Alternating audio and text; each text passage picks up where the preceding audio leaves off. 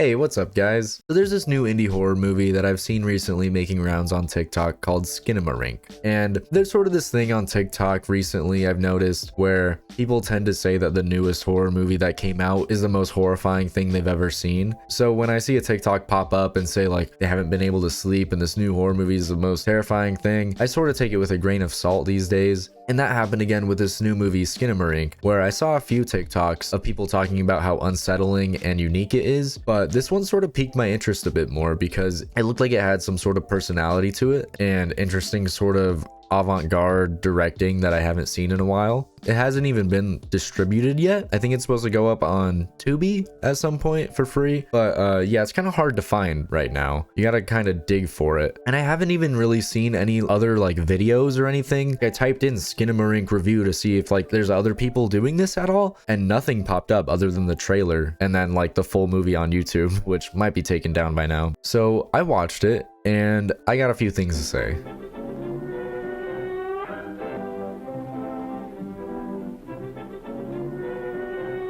So SKINAMARINK centers around these two kids that wake up in the middle of the night, or you presume it's the middle of the night. You don't really know what time it is. And they find that their parents are missing, and so is the doors and windows to their house. And then what ensues is an hour and 40 minutes of these two kids walking around in dark corridors of their house, experiencing what feels like a childish nightmare. And the way the movie was shot, it was shot on analog film, and there's all these like filters applied that make it feel like it's a sort of like found footage 90s movie, and those really add to it. So not gonna lie, in the first around 40 minutes of the movie, it hadn't really grabbed me yet, and I was sitting there thinking like, this is really cool. I love the shots and the directing and the style. I didn't really think the movie would scare me. At that point, I was like I see it's creepy, but I don't think it'll scare me. I was so wrong. There's something really unsettling about this movie. It ramps up around that point in the 40-minute mark. It was around 40 minutes of just straight static sounds, and then they play this loud screech. I think it was one of the kids screaming. It scared the shit out of me just because it was such a long stretch of silence in this movie, and then just the loudest screech possible. And then it seems like after that point, the movie really delves into this really nightmarish, just unsettling perspective. The way everything is approached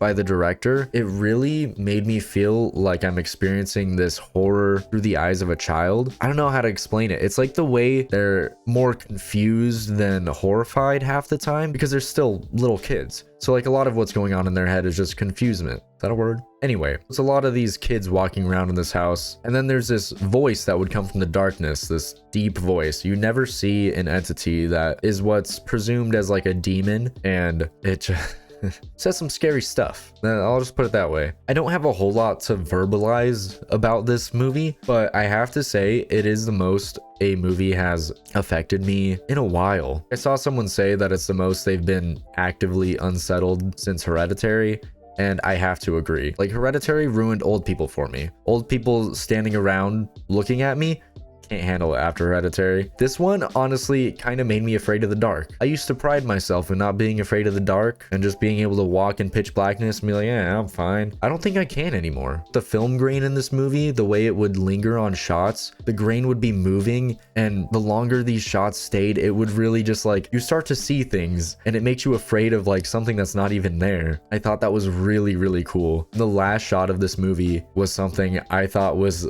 it's your worst nightmare, looking into like some pitch blackness is just seeing a face vaguely, and in this blurry film grainy filter that they put over it, you can barely even make out the face. Like, it's just a blob, but you know it's a face looking at you. This movie was something else, guys. If you're able to find it, I highly recommend. It's not for everybody. It's a very slow, artsy, like avant-garde, but I think it's honestly like a game changer in horror. It's one of the most innovative and like creative horror movies I've seen in a long time, I think, and it's gonna stick with me because of that. That's all I really got to say about SKINAMARINK. If you liked the video, leave a like. If you're feeling real nice, feel free to subscribe, and yeah, let me know in the comments what you thought about this movie, if you have any additional thoughts and any other movies you think I should check out. And that's all, guys. Bye.